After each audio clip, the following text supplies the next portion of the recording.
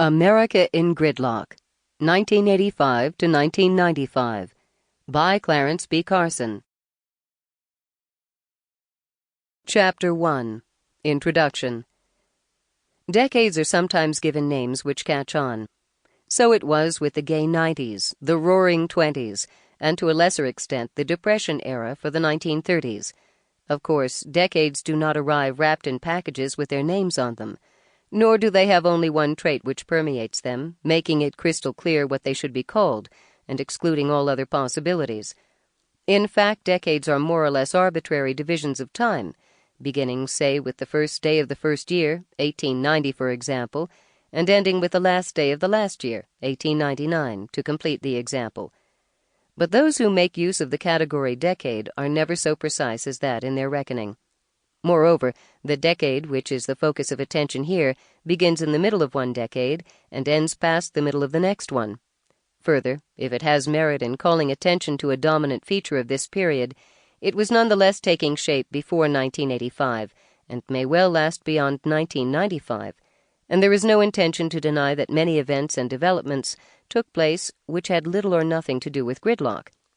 Even so, it seems to the present writer to be quite descriptive of much that took place, and to give cohesion to these years better than any other which comes to mind.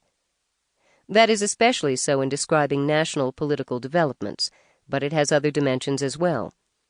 Literally, gridlock is supposed to occur when the roads into an intersection are so congested that none of the vehicles can move toward their destination.